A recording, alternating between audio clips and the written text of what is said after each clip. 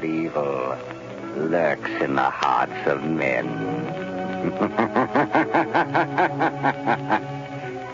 The shadow knows. Blue Coal presents The Shadow, a man of mystery who strikes terror in the very souls of sharpsters, lawbreakers, and criminals.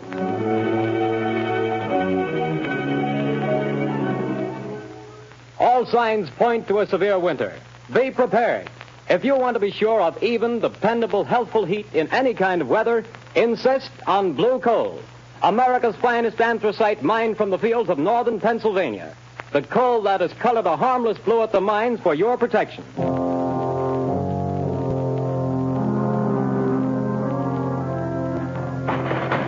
You can't have me to the jail. You can't do it. Let me out of here. Let me... Paul Gordon, listen. Huh?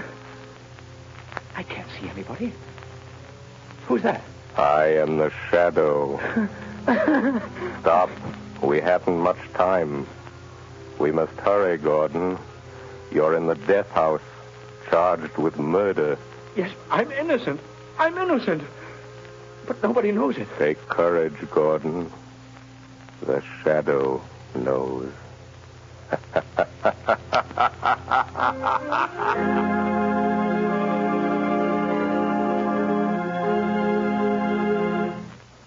All right, Margot, won't you sit down? I told Albo to serve our coffee here in the library, unless you'd rather go on the terrace. No, I prefer it here. Then let me see you smile. That frown is most unbecoming. Lamont, give it up. Give what up, my dear? Drinking coffee? I'm serious, Lamont Cranston. When I foolishly let you know that... Do you remember what you said? It will be exactly 5 years next week. But there's still so much to do, Margot. Well, then let somebody else do it. Don't you realize that you can't keep on like this forever? Someone's certain to identify you, and when that someone does, someone else is certain to kill you. Perhaps, but until they do... Oh, darling, stop frowning. I don't mean necessarily to give up your work, Lamont, but this other. Let the Shadow just disappear and come out openly. Join the organized forces of law and police. Won't you realize, Margot, that my entire usefulness to the organized forces of law and police lies in my remaining outside those forces, in remaining always the Shadow?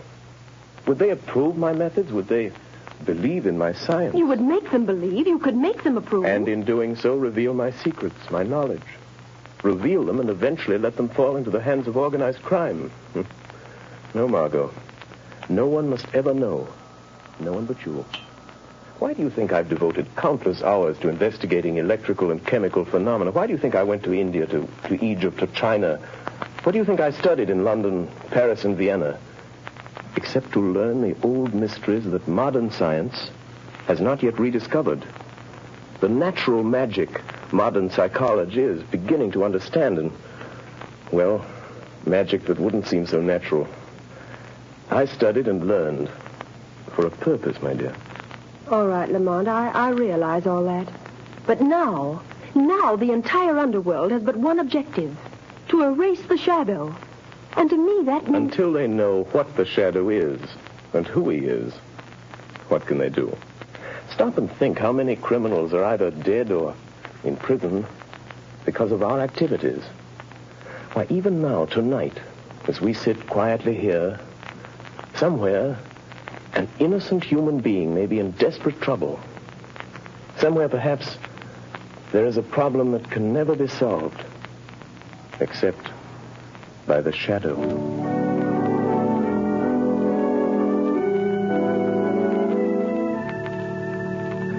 What did the doctor say, Grace?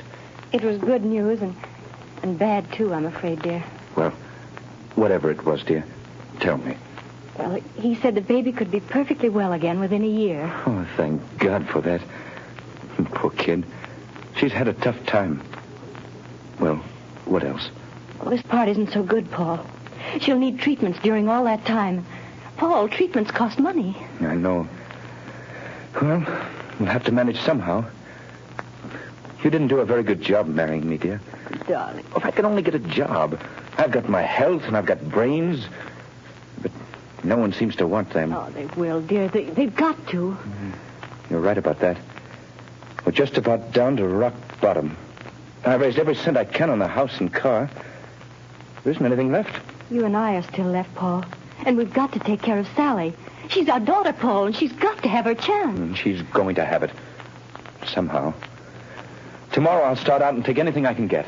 Darling, perhaps tomorrow things will break for us. Yes. If only they don't break the wrong way.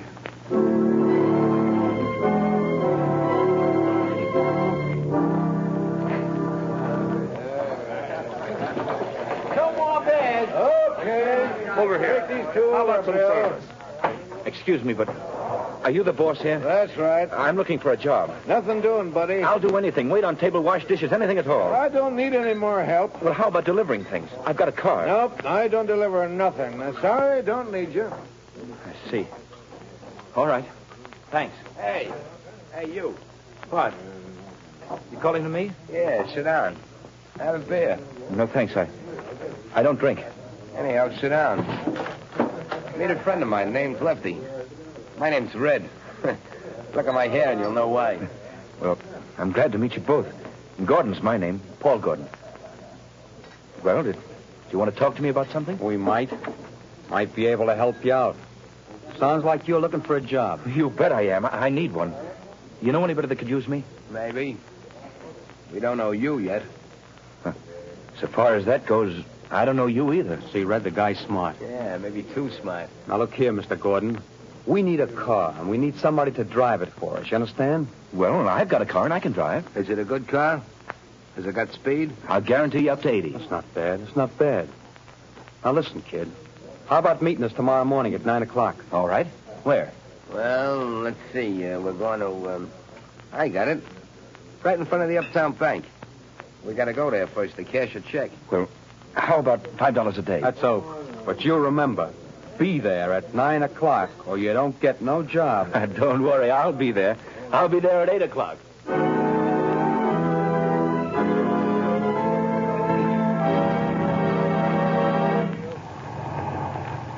Hey, buddy, you can't keep this car in front of the bank all day. Can't you see that sign, no parking? I'm not parking, officer.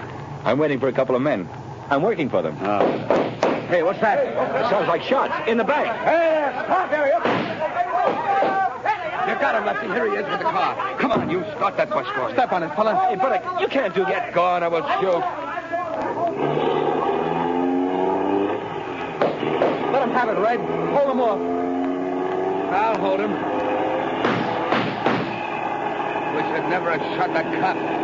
Can't you get no more speed out of this car, fella? She's doing all she can. Shoot at their tires, Red. Missed him. Try the windshield. Say, let me out of this. Take the car. They'll think I'm in with you. That's just what we're figuring on. Now, here comes a curve. After you make that stop, get ready, Red. I'm ready. I'm just leaving the evidence. Put it under the seat cushion. Right. Okay, goodbye, Gordon. Thanks for the... Hey, wait, you guys. Don't leave me like this. They'll think I did it. Hey, come on back, will you? Look out! Up with their hands. Come on, get them up. All right, officer. I haven't got a gun. I wasn't in this. They made me drive the car. Yeah, keep your hands up just the same. Go throw the car, Charlie. Okay, Sarge. Now, fella, you might as well come clean on this. I haven't done anything. I tell you, I'm innocent. Hey, Sarge, I got it. Under the rear seat cushion. A bag full of bills and a gun. That's the gun that bumped off my buddy Louis. And you say you're innocent. Yes, I am. Well, it'll take more than saying so to keep you out of the electric chair.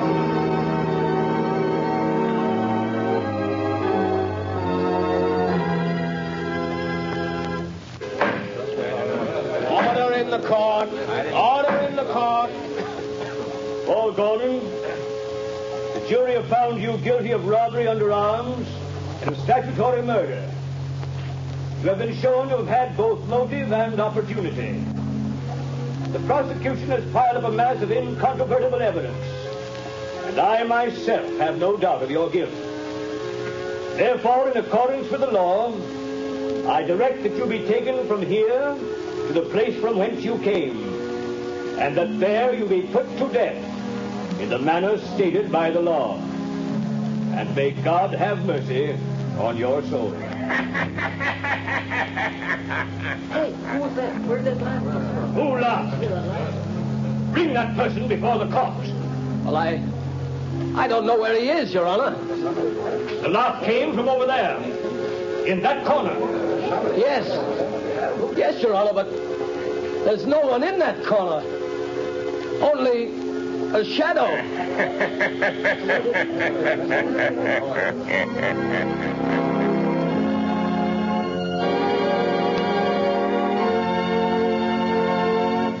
Go to sleep, dear.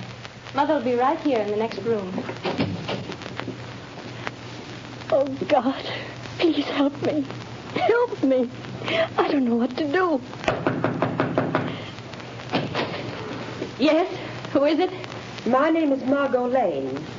I have a message for you, Mrs. Gordon. You're not a reporter, are you? No, I'm a friend. I've come to help. Oh, then please come in. What is it you want, Miss Lane? Mrs. Gordon, your husband has a friend who's going to help him. Here's $1,000 in cash. Huh? That's for you and Sally. 1,000? Who was it sent this to me? For that, I can't tell you. But the message with it is not to lose hope. Oh, but there is hope for Paul, then. The man who sent this to you never fails. Who is he? Well, that I can't tell you. But, Miss Lane, you know him. Sometimes I wonder whether I do. I love him. But I wonder whether I know him. What do you mean? It's hard to tell whether I really know the man or only his shadow.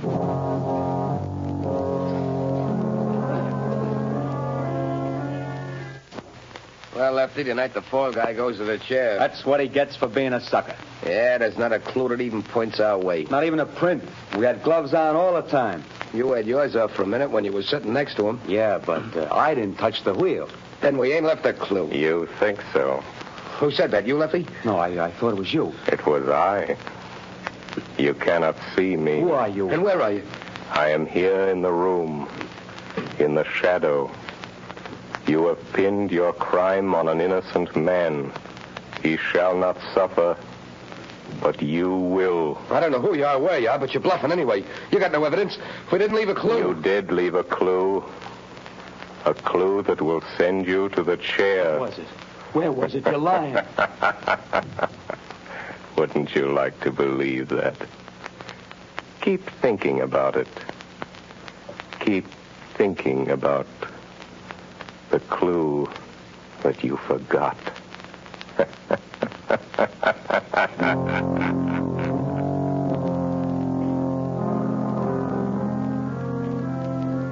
Margot Lane. Paul Gordon is in the death house and is to die in the chair tonight. I am going to him now.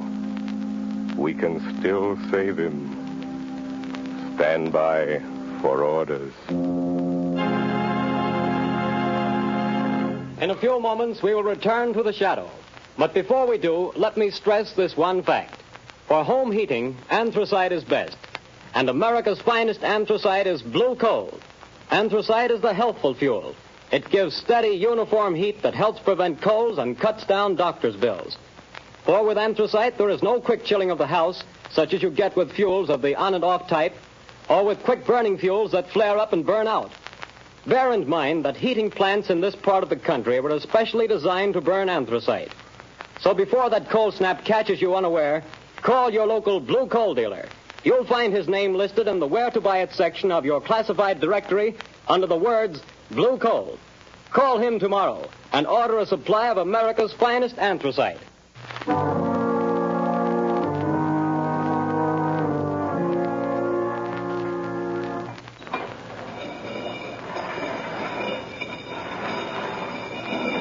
Orson, have you got any word from the governor?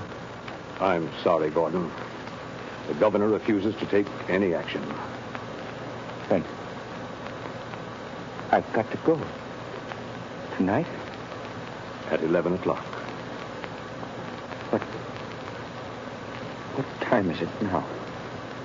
Almost 10. Is there anything I can do for you? No. Thank you, Orson. Very well. These guards will move you to another cell. I'll be back in a little while. Ready, Gordon? Yes, Guy. We're just going to move you to another cell. What does it matter? The one you're going to is nearer Nearer to the chair, is that it? Oh. All right. Let's go. All right, Gordon. Walk to the left. We'll be right here behind you.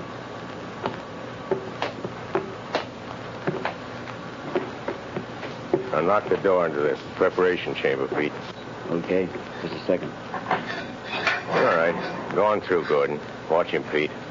I'll shut the door. What's the use of all this trouble? What chance have I got now? I'm afraid you haven't got much, fella. I wouldn't say that. What do you mean? Holy smokes. Look behind you. Where? There. Oh. Too bad. I hated to do that, but there wasn't any other way, and he'll only be out for a while. Now, Gordon, listen to me. Hey, where are you? I can't see you anymore.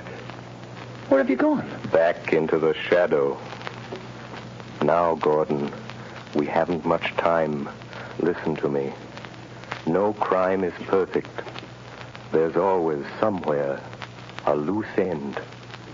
The only reason that all crimes aren't solved is because there's some one fact that someone knows and doesn't tell. And sometimes they don't tell because they don't know that they know. I told everything I know in court. They wouldn't believe me then. Because you couldn't prove what you said. We are going after the proof now. You and I. How? I'm going to think with your mind. I don't know what you mean. Don't try to understand. Just do as I tell you. I want you to concentrate, Gordon. Fix your mind on everything that happened that day. Make mental pictures. I'll see what you see. I'll try. No, Gordon. Stop thinking about your wife and baby. How did you know I was thinking about that? I saw it in your mind. I see in my mind the pictures you create in yours. Oh, like television? Yes, or like mental telepathy or mind reading, hypnotism, whatever you choose. There's no time to talk. Stop talking. Think. I will. I'm thinking now. The picture is getting clearer. That's better. Go on. The restaurant? The bar? Gordon, stop thinking about the electric chair. It blurs the picture. I'll try.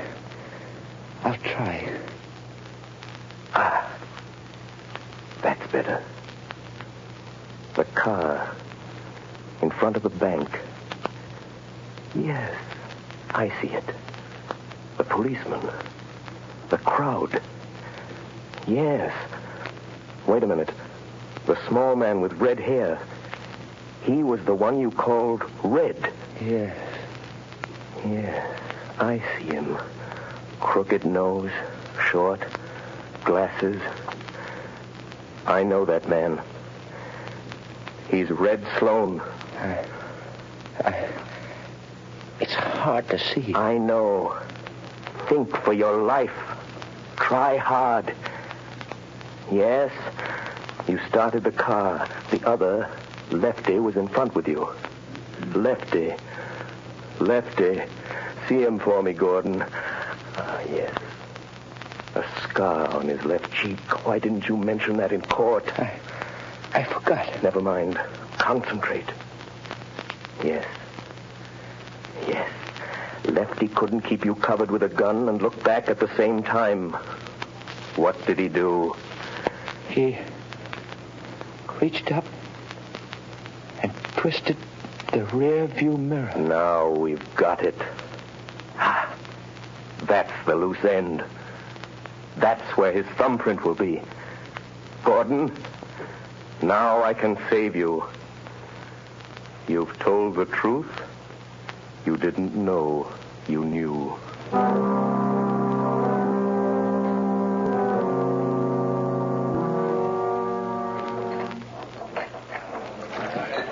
on, man. Draw two. another one over here.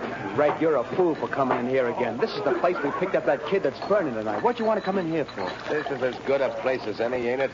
Hey, telephone for you, Lefty. Telephone? Yeah, maybe you never heard of it, but it's a great invention. But nobody knows I'm here. Well, somebody knows because they're waiting on the phone for you. It's over there on the wall. Okay. Don't be too long, Lefty. Hello? Say, what are you laughing at? Who is this? Lefty, did you ever hear of the shadow? Yeah. Say, what is this? Too bad about young Gordon, isn't it, Lefty?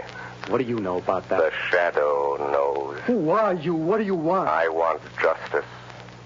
Justice for Paul Gordon, Lefty. And I'm going to get it. But you ain't got no evidence. No. Perhaps there are some fingerprints, Lefty. Oh, no. We had gloves on. There couldn't be no fingerprints. Did you have gloves on all the time? Yeah, sure. I did. You're left-handed. Now listen carefully, Lefty. When you were sitting in the front seat of Gordon's car, your gun was in your left hand. Remember? Say, you ain't nobody, are you? It's just... Say... How do you know? What did you do with your right hand? My right hand? You took off your right glove, didn't you? Oh, no, I didn't. I didn't.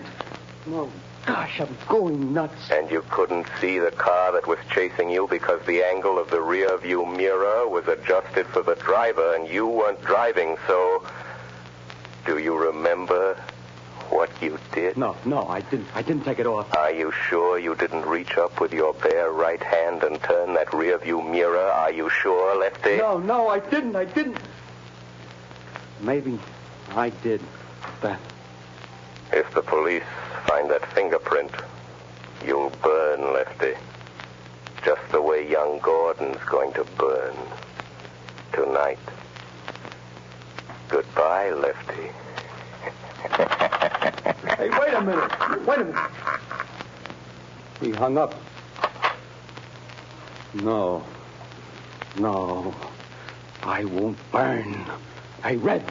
You certainly gabbed long enough. Say, who was the guy Never mind that. Where's that car of Gordon's now? In his garage. I guess I heard his wife. Listen. What? I got a hunch. There's some fingerprints of mine in that car. Red, we gotta wipe them off of there, or maybe we'll burn in that chair, too. Come on, let's go. But, Commissioner... I'm sorry, Miss Lane, but I don't see what we can do. But I tell you, Paul Gordon is innocent. The men who committed the crime are free. Where did you get this information? Oh, that I can't tell you. Miss Lane, Paul Gordon was convicted of murder by due processes of law. Tonight he pays for his crime in the electric chair. If the police listened to every crank who came in here claiming new evidence... But they can't send an innocent man to the chair. They can't do it. No, but they can send a guilty man. And according to the evidence, Paul Gordon is guilty. Commissioner, suppose that afterwards, when it's too late, they discover that Paul Gordon wasn't guilty after all. And suppose I testify that the police refused to listen. Well, what do you want me to do? If it's within reason, I'll do that. I want you to send some men to that garage. I want you to catch the guilty men and see that justice is done.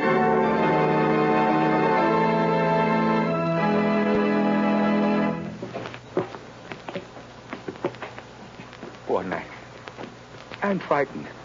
Brace up, Gordon. It won't be long. Get your chin up, buddy. It's my turn next. So long, fella. Good luck. Goodbye, kid. Where is he? He promised to save me. Who, son? I don't know. It was a voice. Just a voice.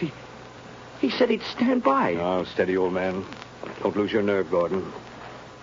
Open it up, men. No, I won't go in there. I didn't do it. I didn't kill him. I tell you. He said he'd stand by. Warden, wait. Only a few minutes more. Just a few minutes. Don't take me in there yet. No, wait, please. He said, please wait. Easy, Gordon. I'm sorry. But if I go in that door, I'm gone. It'll be too late then. Take him in, men. No, wait. Oh, where are you? Where's that voice? Where did he go? Please come back. Warden! Wait a minute, men. Well, what is it? Warden, wait. The governor's on the phone. He says stop. Hold up everything. What'd the governor say? He wants to talk to you on the phone, Warden. He says don't electrocute this man. They've got the other two guys in Gordon's garage trying to rub out some fingerprints. One of them was shot and died. But before he died, he spilled it all. This fellow didn't do it. It was a frame-up. Oh, thank God he got me in time. Gordon! Gordon! Did you hear that? Yes. Yes, I heard it. That voice said he would. I'm free. You're not going to electrocute me, Warden. You're not. No, Gordon. The governor saved you. Governor? No, it wasn't the governor. It was somebody else. Or something else. But what do you mean, Gordon? Who saved you? I don't know. It was a voice. Just a voice.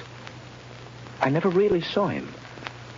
He was only a shadow.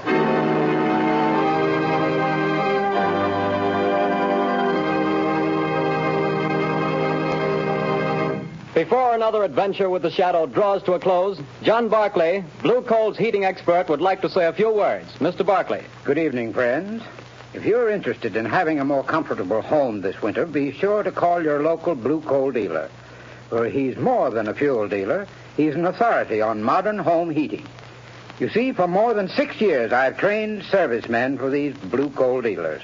These men, known as John Barclay servicemen, have added thousands of families like yours to enjoy a greater degree of comfort and to save heating dollars, too. I'm going to read part of a letter typical of many received from satisfied customers using Blue Coal and John Barclay service. I quote in part. The service rendered by your John Barclay servicemen has been invaluable to me. We were burning a ton of coal a week and having great difficulty in keeping our fire going throughout the night. Your serviceman made me many helpful suggestions regarding the proper way to regulate the furnace and recommended the use of Blue Coal.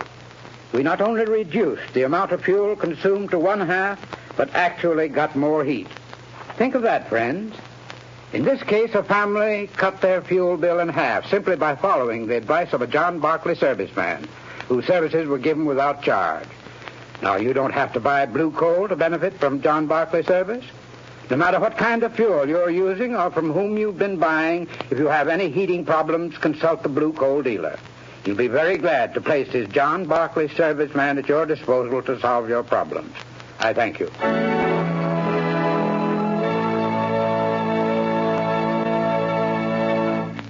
The story you have just heard is copyrighted by the Shadow magazine.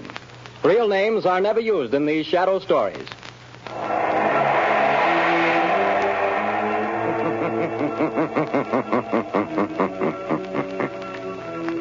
The weed of crime bears bitter fruit. Crime does not pay. The Shadow knows.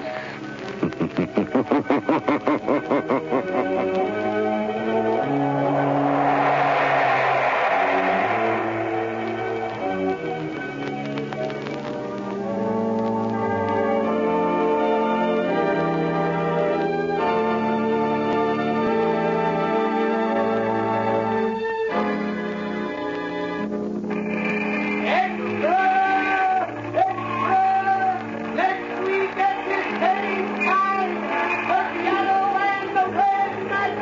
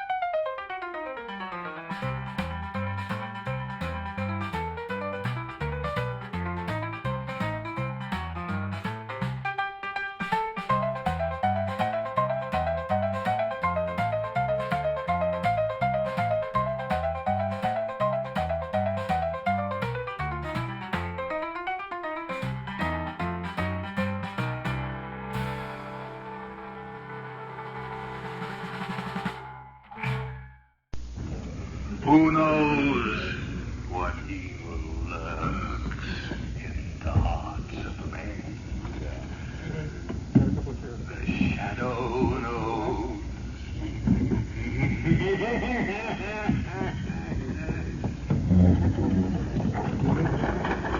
Blue Coal presents The Shadow, the man of mystery who strikes terror into the hearts of shopsters, lawbreakers, and criminals.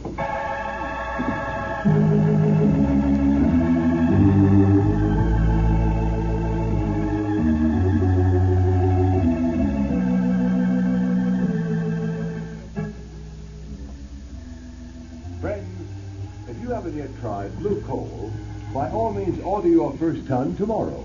You'll like this excellent Pennsylvania hard coal. It's America's finest anthracite and can be depended upon to keep your home comfortable and healthfully warm all winter long. But be sure you get this finest anthracite. Ask for it by name. Ask for Blue Coal, the coal that is colored a harmless blue at the mines for your protection. The Shadow is in reality Lamont Cranston, wealthy young man about town.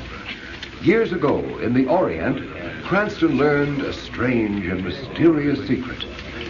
The hypnotic power to cloud men's minds so they cannot see him.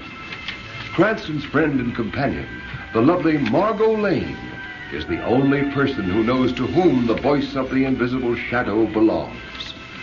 Tonight's episode, Murder by the Dead.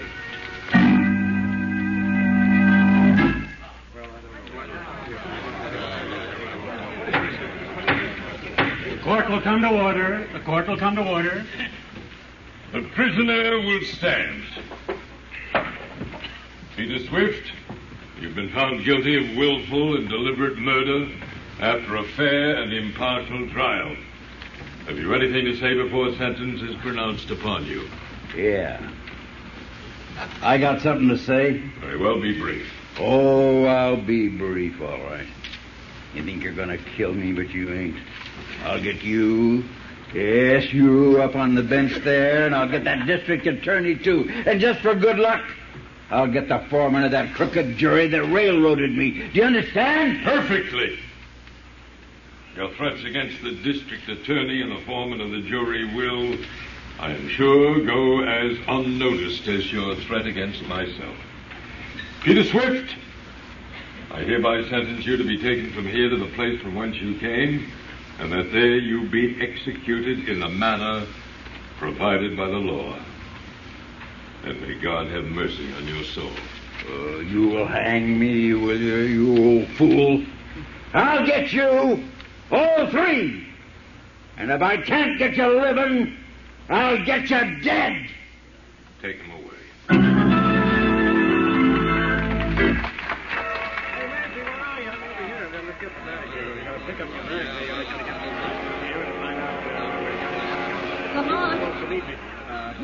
Cranston, it's good to have you back in America again. Oh, Margot, I cabled you that I was coming at once, just as soon as I got that frantic message from you.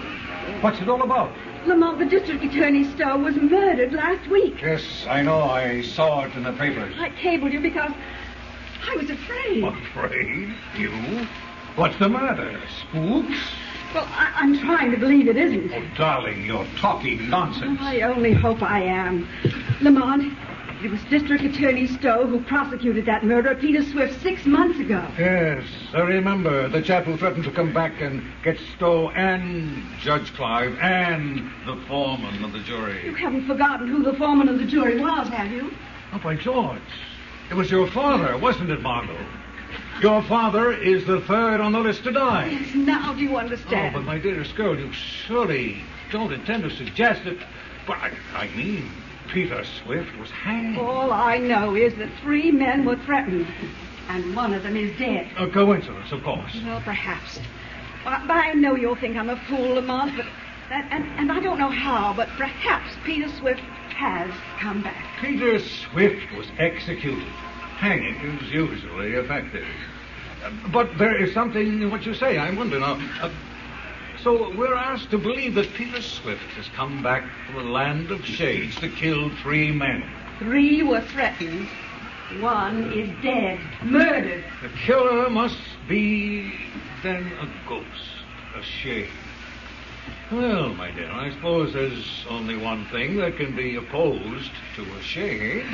And that is? A shadow. My dear Margot, a shadow.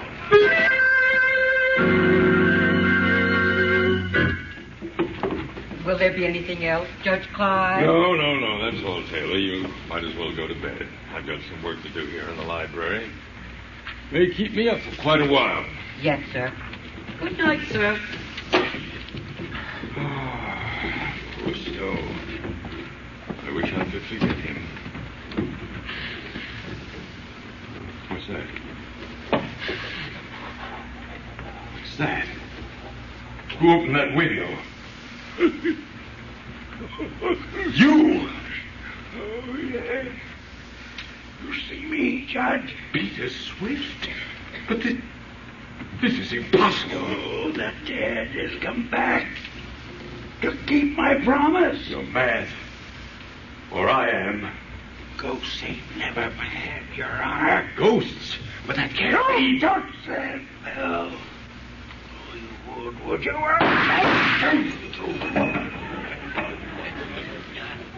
That's 2 of them. 1 more to go.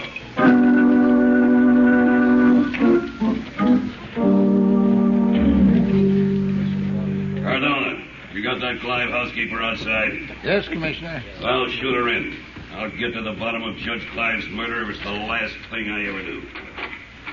Come in, Taylor. Commissioner Wilson wants to talk to you. Oh, yes, sir. Mrs. Taylor? Yes, sir. I want to check your story. You told Sergeant Riley you left Judge Clive in his library about 11 o'clock? Yes, that's right, sir. Then what did you do? I locked the front door, and then I started to go up to bed. Go on. As I was passing the library door, I heard voices inside, so I listened. You see, I had let no one in, as I was surprised. Don't apologize. What did you hear? I heard a hushed voice, and then there were 2 shots, and the bell jangled. You tried the door. It was locked. So you ran around outside the house to the window, which you found open, right? That's right, sir. What kind of a voice was it you heard? Well, it was a kind of a hoarse, whispering voice. I couldn't make out what it said. I see. All right, Mrs. Taylor, that'll be all for the present. Yes, sir. Commissioner Weston. Yeah. You think the shadow murdered Judge Clive? I don't know. Commissioner Weston speaking. You. So, you recognize my voice, Commissioner. I'm flattered. I wish I could get my hands on you. Get your hands on a shadow. Come, Commissioner. What do you want? As usual, just to be helpful. I can do without your help. I wonder. However, I've got a little suggestion for you. Have you ever thought of exhuming the body of Peter Swift? Peter Swift has been dead for 6 months.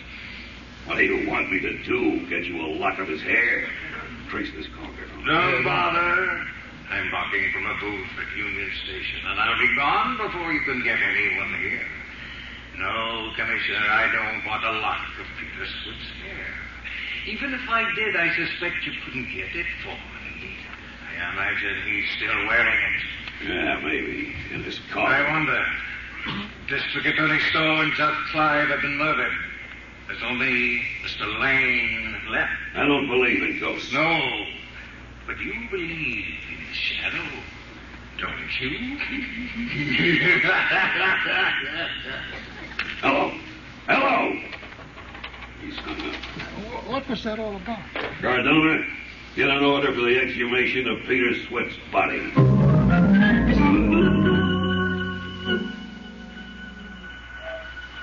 Margot Lane, stand by for orders. The police are on the right track, but they may be too late. Go to the Warden State's prison. Pose as a newspaper reporter. Find out what disposition was made of Peter Swift's body following his execution. Hurry. Every second counts.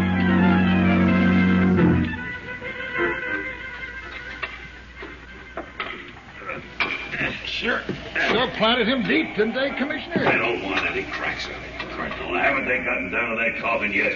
How you coming, boys? Just hit the coffin, sir. We'll have it out soon now. Well, snap into it and get the ropes on. I don't care much about this job, Cardona. Digging up murderers in the middle of the night isn't my style. I'll have to take charge, sir. I know mine.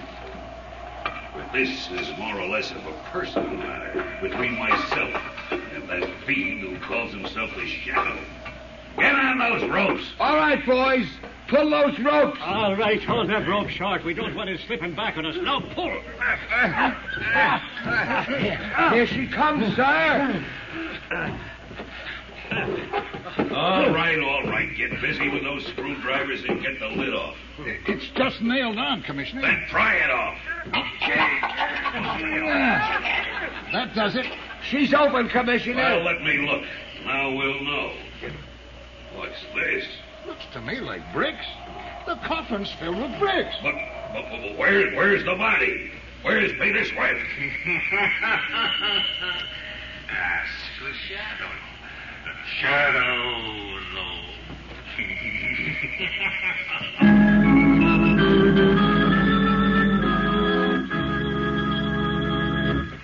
While we're waiting for the Shadow, I want to pass on a bit of advice of particular interest to all homeowners. If you're anxious to cut down your doctor's bills this winter, to keep your family free from a lot of sniffles and colds, then by all means burn anthracite or hard coal, because anthracite is the healthful fuel. It gives steady, even, healthful heat, in contrast to the flashy kind of heat you get from the on and off types of quick-burning fuels. And friend, don't forget this point. Furnaces, cook stoves, and space heaters in this section of the country were especially designed to burn anthracite. And to get America's finest anthracite, ask for blue coal. Blue coal burns long and evenly, with the furnace dampers practically closed. There's no waste up the chimney.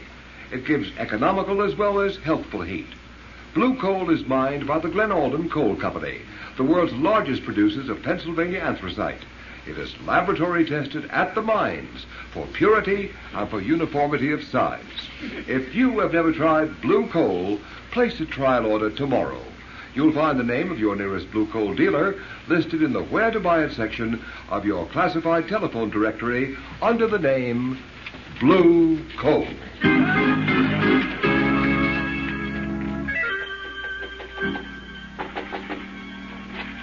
Oh, Lamont. Thank heavens you're back. Well, come in, Margot. Oh, Lamont, I was right about Peter Swift. I was right. Yes, I know you were. I found out from another source. My darling, you're trembling. What's the matter? Oh, I'm all right. I've just come from the prison now. I guess all that talk about bodies and executions has unnerved me a little. Well, That's I'm all. terribly sorry I had to ask you to do it, but time is so short, and I had to be somewhere else. Oh, I understand. No, calm down, and tell me just what happened from the beginning. Well, I went to see the warden, said I was a newspaper reporter, as you told me to, and asked him what happened to the bodies of executed men. Yes?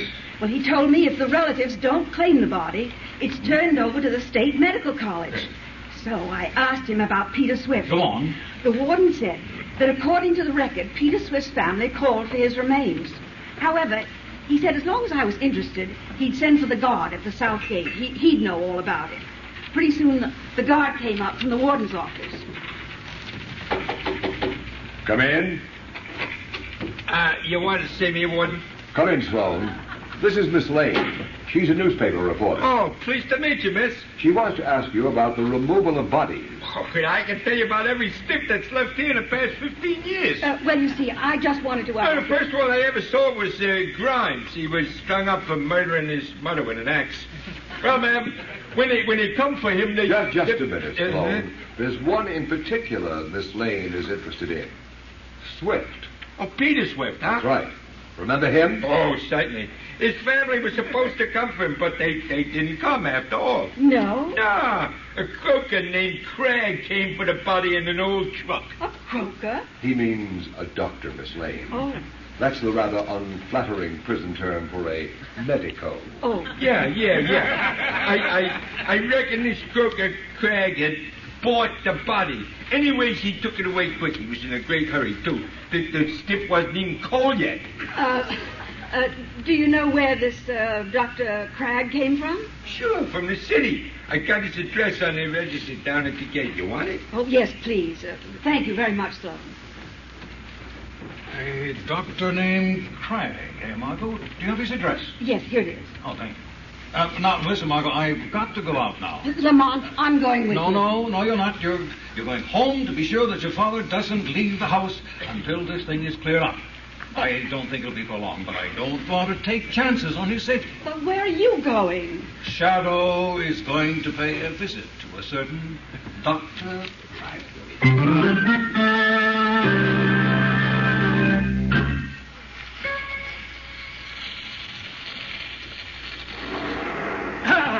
The solvent! At last, I've got it! Dr. Cragg? Huh? Who was that? Who spoke? Does it matter? I'm right here at your elbow. You lie. I'm the only person in the room. No, you're not, Doctor. But I wouldn't turn around to find out if I were you. Where are you? Where's that voice coming from? I can swear there's no one else here. Then you must be having hallucinations. Listen to you, Doctor. I'm sane. Sane. I'm sure you are, but you can't see, that's all. What do you want? Just a favor. At a price. A good price. How much? $20,000. Yes, a good price. Well, I've got a friend booked to hang on the 23rd of this month. What's that got to do with me? Well, I guess. 20 grand. Who's your friend? His name is Louis. Three-fingered Louis. Well, what am I supposed to do about it? Perhaps you could keep him alive. So, why come to me? Drop that gun, Doctor. I've got you covered. You dirty... You can't shoot the shadow. Shadow? You don't mean... Yes, I mean the shadow, Doctor. The shadow just wants a little information. You won't get it. Little information as to how you resuscitated Peter Swift. Brought him back from the dead, if you prefer the term. I won't tell you. And restored his broken neck. I did it. I've proved I can do it. But it's my secret. I don't care if you are a shadow or the shadow. You can't have my secret. No one can have it. It's mine. You will have to trade your secret for mine. My secret of blinding eyes to the obvious. I can teach it to you in a few minutes. The shadow secret of invisibility. Well, I'm not interested in your secret, some psychological touch. What's the power of making oneself invisible compared to the secret of making the dead live? Perhaps you're right. Perhaps there is no comparison. But where'd you learn that secret, Cragg? Tibet or an African jungle? I won't tell you. I won't tell you. It's mine. How long will it be yours? For as long as I want it to be. Forever and for all eternity. Because only I know the secret, and I shall never reveal it. No. They called me a madman. They threatened to put me in an institution. You're a mad, Cragg. No. I am a genius. You benefited by an exceedingly rare coincidence. No. A coincidence might happen one time in a billion, one time in a trillion. It was no coincidence, I tell you. It was my genius. And I shall hold my secret. I shall continue to make the dead live. You're making Peter Swift live has caused two other men to die. to die at the hands of Peter Swift. And what interest is that to me? I am not interested in that. Not interested in the fact that the third man may die tonight. A man named Ross Lane. What do I care about Ross Lane, alive or dead? It is nothing to me. Will you bring Ross Lane back to life? Oh, I could.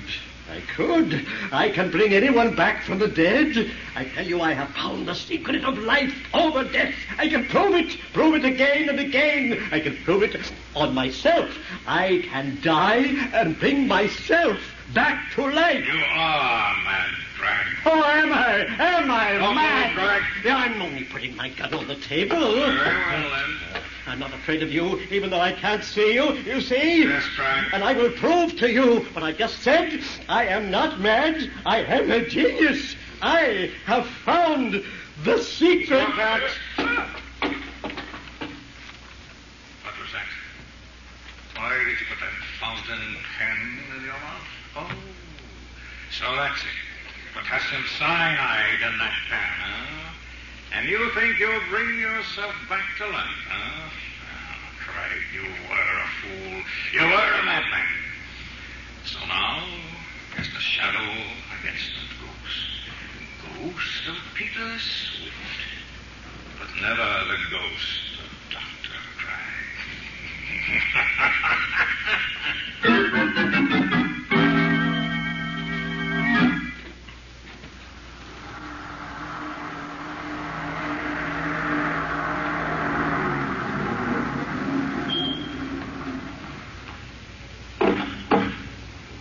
That you, Jenkins? Good. I'll be right out. But Mr. Lane, sir, Miss Margot left strict instructions that you were not to go out of the house. Oh, she did. Well, when she comes back, you tell her I went out. I'm not going to be ordered around by my own daughter as if I were a child of 3. Ridiculous. I can take care of myself. Open the car, Jenkins. But Mr. Lane, the danger my eye. I'm going straight to my own club. It's my own car with my own chauffeur. The club, Jenkins. Yes, sir.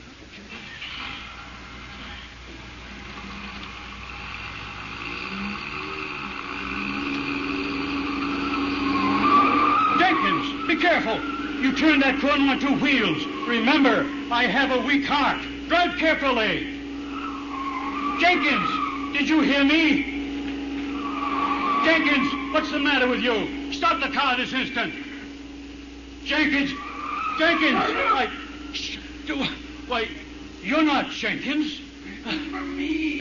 Why, Ross Lane. Why, you're Peter Swift. Ghost? I don't care who you are. Stop this car. Let me out. Let me out.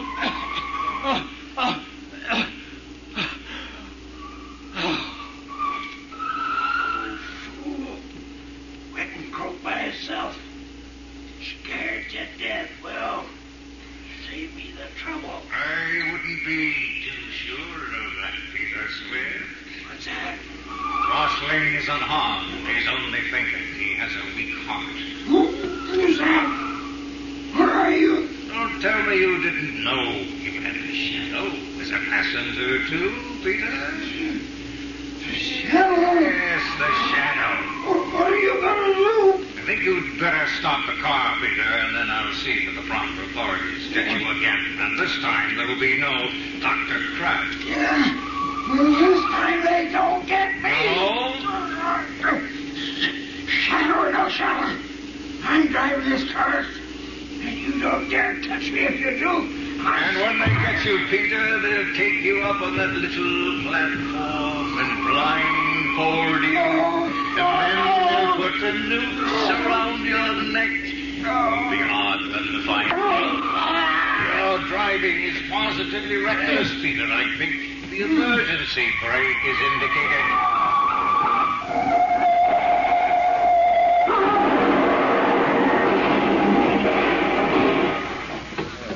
Did you see that crash? That truck inside us. That car's a total wreck, man. Got 3 head-ons. Please let me in. I'm a doctor. How about it, Doc? The old man in the back, he's all right. He's just fainted. Shock, probably. And the other? Well, I'm afraid the chauffeur is done for. broken neck. Oh, this is funny. What's that, Doc? The sofa has a metal brace on his neck now. He must have broken it once before.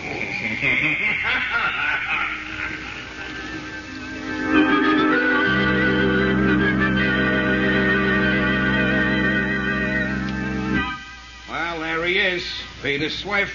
The only guy that ever died twice. Yeah, we're giving him a swell funeral, all right. I bet there's guys from every mob in town, right in this room. Don't he look natural?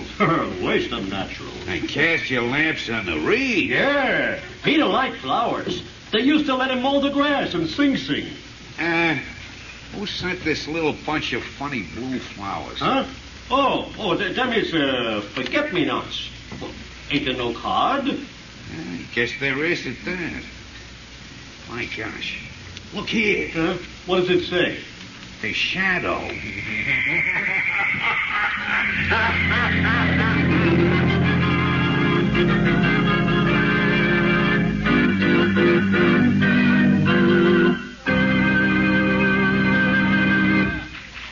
Ladies and gentlemen, before today's thrilling episode in the life of the shadow comes to a close, we have an announcement that I'm sure will be of interest to everybody. Beginning today, Mr. John Barclay, our blue coal heating expert, will give a series of practical talks on the subject of automatic heating. Ladies and gentlemen, Mr. Barclay. Good evening, friends. Today, more than ever before, we realize the need for absolutely uniform heat in order to enjoy really healthful living conditions. However, many people are under the impression that it is necessary to spend huge sums of money and install elaborate equipment in order to have this uniform heat. In other years, that was true. But today, you can have uniform heat 24 hours a day for as little as $18.95. That's the price of a blue coal automatic heat regulator. Is this a simple device which can be installed on any kind of heating equipment? Oh, yes. It works equally well. Hot air, hot water, steam or vapor heating plants, even on space heaters, which you probably know of as parlor stoves. Not only is the blue coal heat regulator so inexpensive that anyone can afford one, but its operation is simplicity itself. It consists of a thermostat located right upstairs where it's always handy, or you can have it in your living room, your dining room, your kitchen, anywhere at all. This thermostat is then installed to connected to a silent motor located in the basement near the furnace. Is it easy to install? Why, yes. Yes, the installation of the blue coal heat regulator is such a simple matter that it requires but an hour or two. In fact, you don't even have to let the fire in your furnace go out. And the charge for installation is very low, averaging around $5. Why not drop in to see your nearest blue coal dealer and let him tell you more about this remarkable new heat regulator? You'll find he's the outstanding heating authority in your community. And take advantage of his John Barclay trained serviceman, who is qualified to give you expert counsel on any heating problem at no charge whatever. I thank you.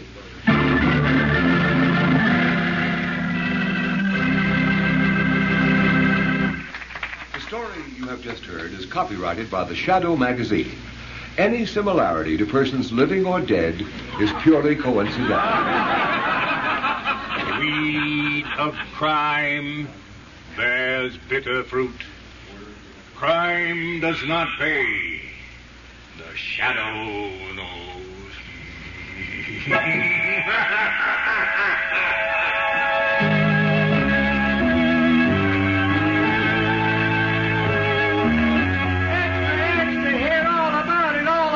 Shadow. Next week, same station, same time, the Shadow returns. His latest adventures, same time, same station.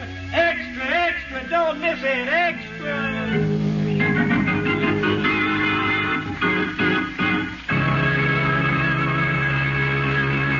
Our cast tonight has included Dwight Waste, Margot Stevenson, Parley Bear, Jackson Beck, Arnold Moss, Sidney Sloan, Trudy Warner, Arthur Anderson, Dick Osgood, John Nanovic, organist Rosa Rio, and Terry and Ken Ross on sound effects.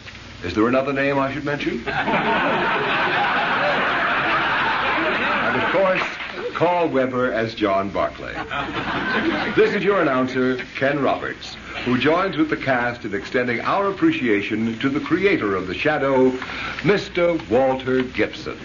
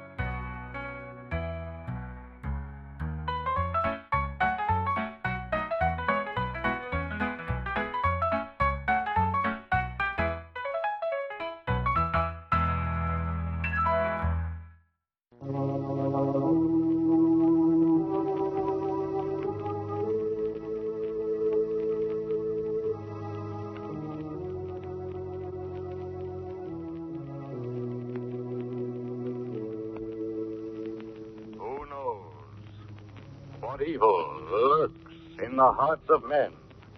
The shadow knows.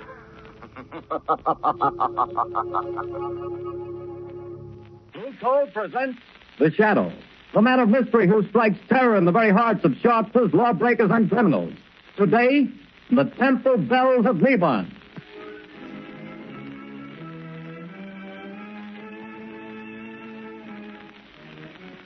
Friends, if you want to be sure that the fuel you get to heat your home this winter is safe, healthy, and economical fuel, then by all means buy Blue Coal, the finest of Pennsylvania hard coal.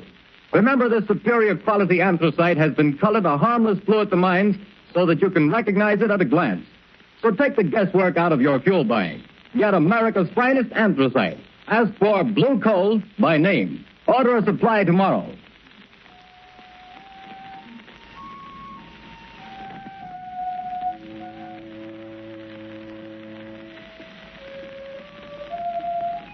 The bells, Shadow, the bells of Neban. They will reveal you. Your third mistake, Sadi, and your last. No, it is your mistake and your last. This is the end of your career as the Shadow.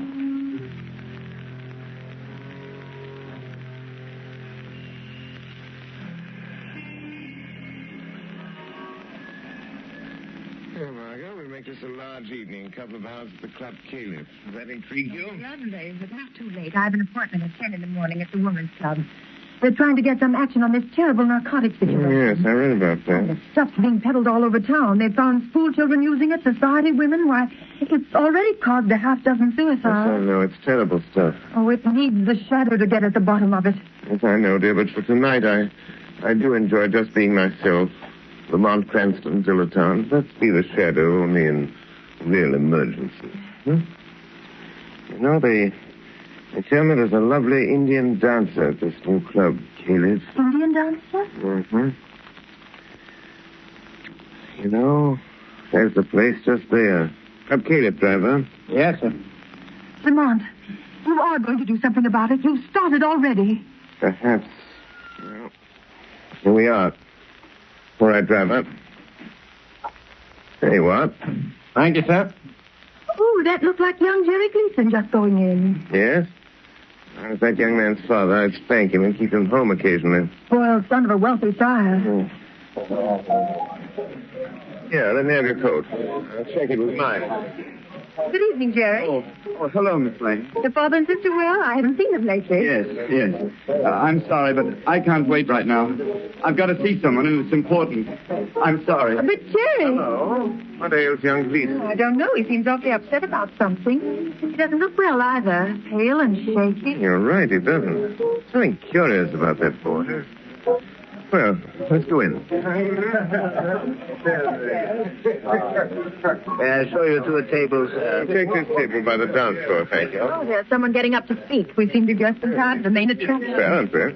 Ladies and gentlemen, we take pleasure in presenting the fascinating and beautiful dancer of the Far East, Sadi Bel Ada.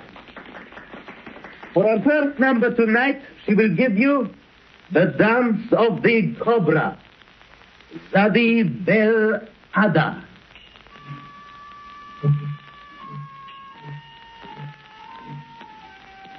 Look, isn't she lovely? Yes. Real thing, too. Real Hindu. It's odd, you know. Goodness. Look, she's taking a snake out of that wicker bag. A live cobra. Oh, heavens. You know, the cobra is connected with the old Indian mysticism. The most ancient of magic. See how she quiets the snake. Makes it sway to the motion of her hands. It's a form of mesmerism. We've never improved on that with all our modern psychology. I hope its fangs have been removed. They undoubtedly have. So, this is the one they call Sadi Bel Ada. Jerry Gleason with that strange look in his eyes. An epidemic of narcotic smuggling. Sadi Bel Ada. Graceful she is. She keeps looking over here, Lamont. Yes. She's coming this way. Oh. Souvenir for the beautiful lady, sir. Oh, a bracelet. Thank you. Bismillahirrahmanirrahim, fair lady. Ah, you know the tongue of Mother India, sir. Only enough to make a small prayer.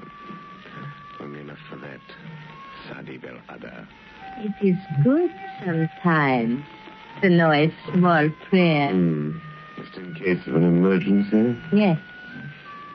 You are very wise, sir.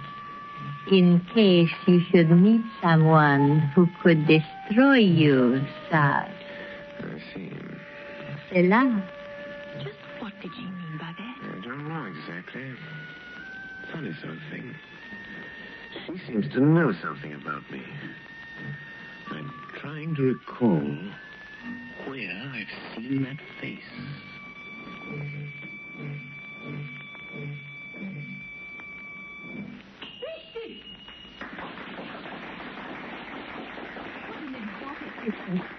Look, she's stopping at the table by the door. Why, it's young Jerry Gleason. She handed him something. Good Lord.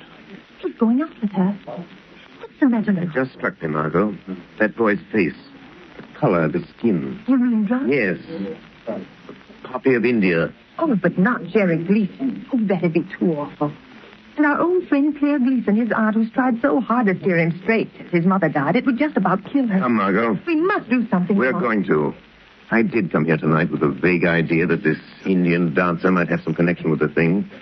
With her veiled threats and Jerry's interest in her, I'm pretty sure now. What are you going to do? I think the shadow will pay a call on Sadi Bel Ada. In the dressing room. I think the shadow can strike back.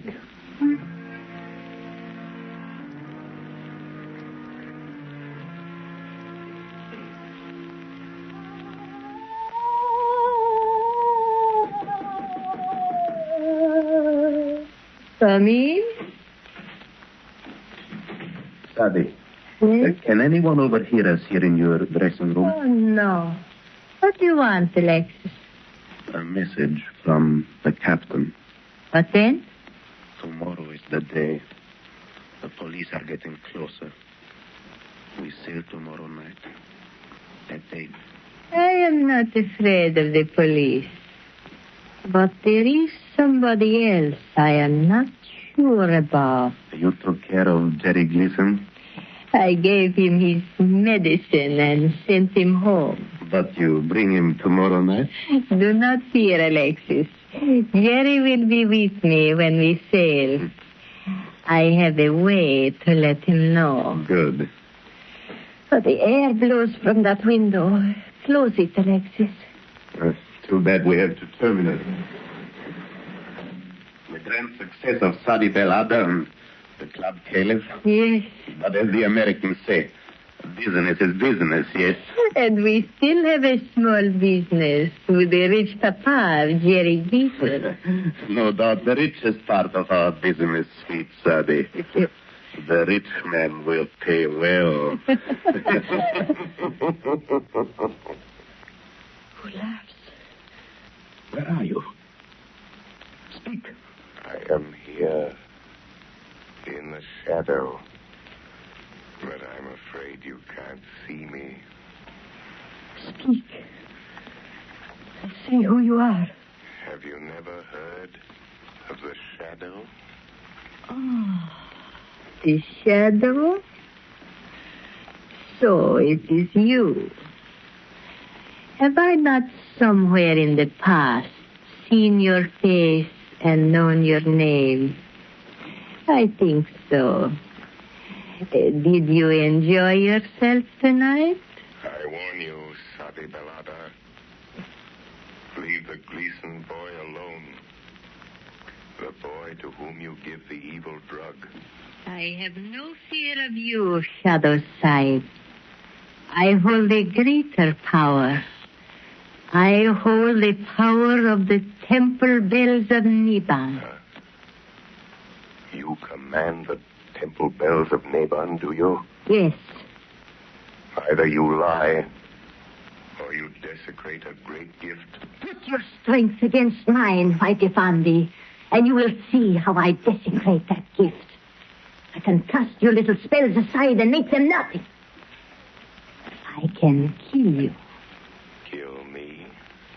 The shadow, Sadi? Yes.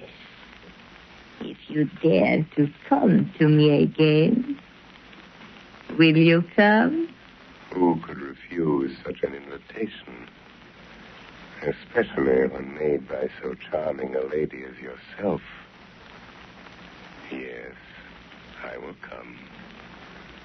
And be sure you don't mistake my voice when I do come. Sadi Belada.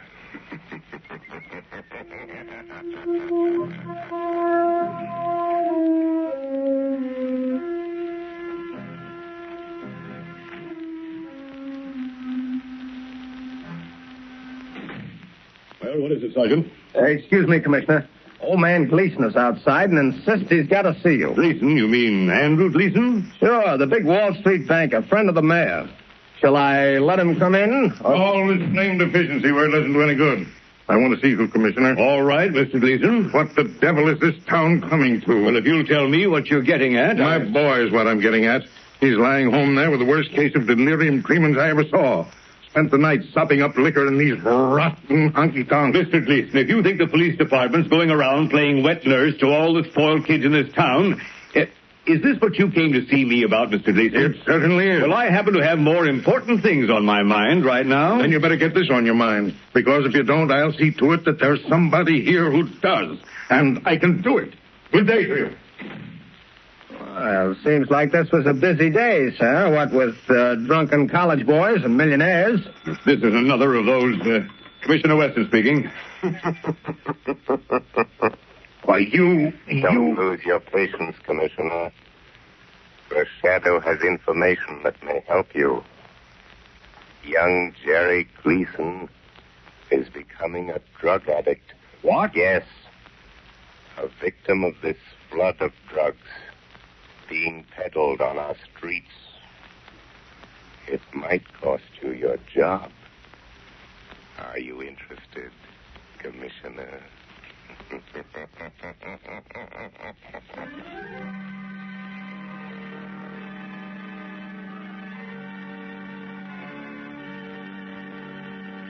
Ladies and gentlemen, while we're waiting for the Shadow to return, I want to relay a bit of information I'm sure homeowners here in the New England states will find particularly interesting. When buying your winter supply of fuel, bear this in mind. Anthracite coal is unequaled for home use. It is not a flashy fuel that burns furiously for a little while, then dies down completely. On the contrary, folks, anthracite burns slowly, steadily, evenly all day long, and so enables you to maintain an even, healthful room temperature. That's why anthracite is called the solid fuel for solid comfort. And friends, remember this. Furnaces, cook stoves, and space heaters in this section of the country were especially designed to burn anthracite. So, insist on anthracite, but get the best. Order blue coal. It's America's finest. Blue coal is mined by the Glen Alden Company, the world's largest producers of Pennsylvania anthracite. To guarantee you the greatest heating satisfaction at the lowest cost, blue coal is laboratory tested for purity and uniformity of size. So you see, friends, there's no need to take chances on unknown fuels. Order blue coal today. You will find the name of your nearest blue coal dealer listed in the Where to Buy It section of your classified telephone directory under the name Blue Coal.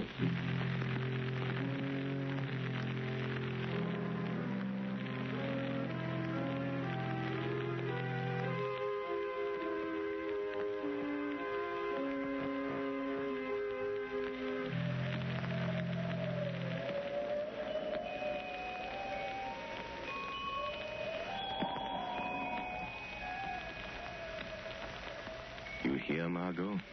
Yes. As though they came out of nowhere. The temple bells of Neban. Listen.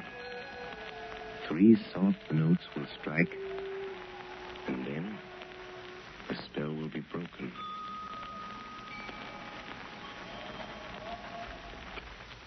They're gone.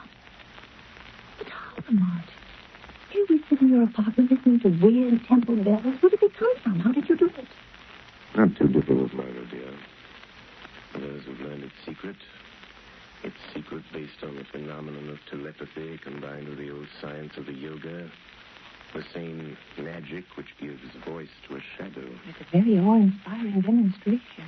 If there should be someone who could command the temple bells of Neban, the shadow would cease to be a shadow. You mean they could sing? Yes. At the last stroke of the bell, I would be only what I am. Lamont Cranston. My magic invisibility, so to speak, dispelled by this greater power. And you think there is someone with this power? I'm not sure. Years ago, in India, a yogi priest, keeper of the Temple of the Cobras at Delhi, taught me the ancient mysteries. He taught me the mesmeric trick that the underworld calls invisibility. There was a small girl, his niece, who used to sit and listen, staring up at us with her round, dark eyes. She was very clever. Clever. I've often wondered what became of her. But the Cobras. You don't know the Indian dancer at the club camp? I'm not sure, Margot. I'm not sure. Oh, but this worries me, Lamont. Aren't you going into dangers too big for you? Don't worry about me, Margot. Worry about the boy and all other poor, miserable wretches. in the toils of this awful drug traffic. Is young Gleason safe? Yes, his father made him go to bed. They thought he'd been drinking too much. Well, guess it's time I got busy. Have you found out anything else? One or two things. In Sade Delata's dressing room, I found a note signed by Captain Marlin of the freighter Albore Castle. I think there's some connection there. I'm going to find out. First, though, I'm going to the zoo. The zoo? Yes. Yes, I want to borrow a decorative little reptile from my friend the curator. He's usually very obliging. Open that door. Hanging from the door now. Snake. Don't touch it. It's all right. It's a dead one. A note with it. So, she's not bluffing. She does know who I am. Oh, Lamont, I'm frightened for you. What does it say? It says, dead cobras are better playthings than live ones. Was I mistaken? Then it's got to be harder. Oh, Lamont. Margot, it's a challenge. But the bells. The bells of Neban. Oh, I'm afraid the shadow this time will get beyond us. We shall see, Margot. We shall see who is stronger. Sade and the bells of Neban, or the shadow and the snake.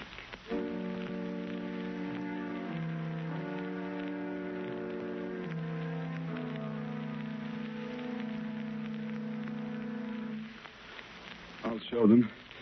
They think they can keep me a prisoner in my own house, putting me to bed as if I was some half-grown kid. What's that? Jerry, you hear me? Is it you, Sade? Yes. My voice in your thoughts. Listen, Jerry. Come to me at the dock where we met before. Your medicine is waiting. Yes. Go aboard the ship I told you about. The Albora Castle. You and I, Jerry. Yes. Yes. I am waiting, Jerry. But they've locked me in. Go through the window, Jerry. Come now. Yes, Sade. The window.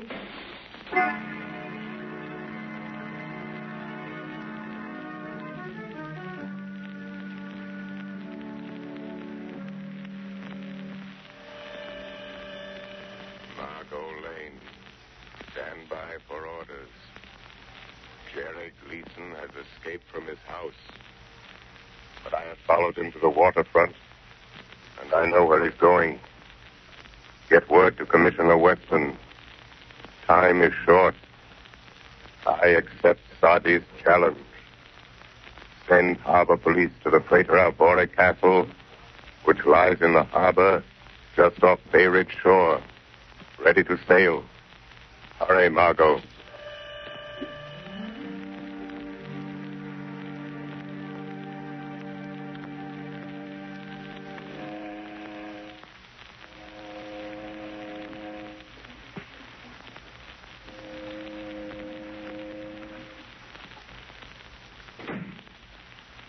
It's depressing here in this cabin, Sadie Bell. A little. Why do you tremble so, Alex? I wish we were far at sea on our way to Rio. Oh, be patient. The ransom note was delivered to Papa Gleason? Yes. What was that? There is nothing. Oh, it's you, Captain. Yes. We are leaving, Captain? Yes, we're getting on the way now. We've got the boys stowed safely below decks. And the rest of the medicine? We got rid of that. What was left of it. A nice clean-up for all hands, not counting this Gleason job. That'll net us another 100,000, or nothing. Well, we're fixed whichever way the dice roll. And after that, we live like kings, without a care, yes? Not even a conscience to bother you. Bob? Sadie, he has come. I was afraid. Who said that? I did, Captain. So you're the one with your trick ghost talk and magic, eh? I'll make a shadow out of you soon enough. Not that way, Captain. No. Here, lock that door, Alex. It is locked, Captain Malin, but the porthole... No one can get through those, not even a shadow. Now, save your laugh, whoever you are. We've got you. You're in this cabin somewhere, and this ship is outward bound. Laugh that off. I think you may have made 3 mistakes, Captain. One too many. Yes? Yes, Captain. But I do not make mistakes, sir. That remains to be seen, Sade Belada. Then you will see. Hand me the wicker basket, Alex. Hey, what are you going to do? Yes, Sade. I call the temple bells of Neban, Captain. The shadow has the power to blind your eyes. A trick he learned in India from a yogi who was my uncle. But I have a better trick. When the last bell sounds while the sacred cobra dances, you will see the shadow only as a man. Be ready to shoot, Captain. I'm ready. And now, my cobra, to dance with the bells of Neban. I wouldn't open that basket if I were you, Sade Belada. You watch my pretty cobra, sir. He may find you even before the captain's bullet. You would die just as quickly. Dead cobras are better playthings than live ones. Bismillahirrahmanirrahim. Make your small prayer, sir.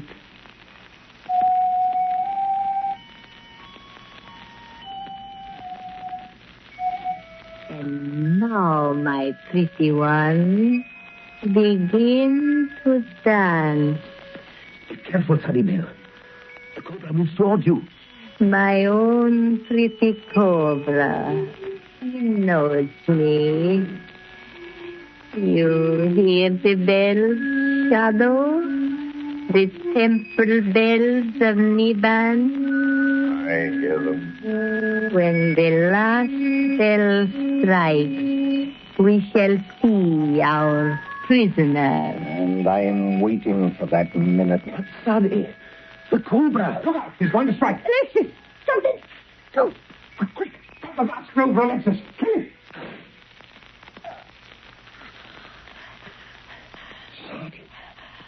Sadi. The shadow warned you, Sadi Belada. You take credit for this too, do you? No. Sadi should have known it was not her cobra in the wicker basket. It was mine. He's dead. What's that? Who is it? Captain Allen, the police have boarded her. No, please, Captain Malin, you do not shoot. Stand back here. Drop that gun. I'll take him.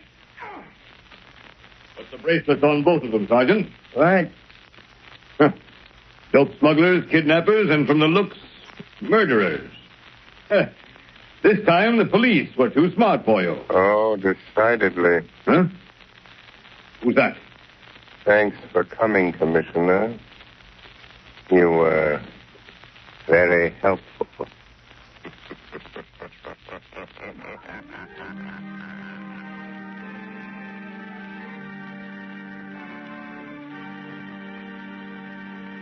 The story you have just heard is copyrighted by the Shadow magazine. The characters in this story are entirely fictitious. Any similarity to persons living or dead is purely coincidental.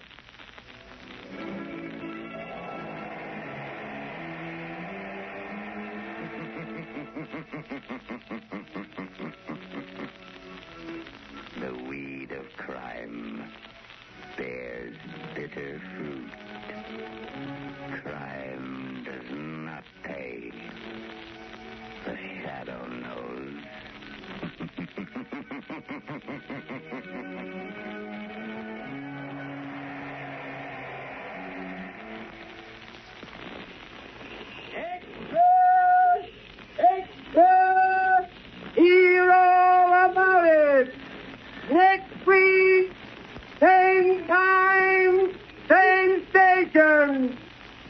Shadow!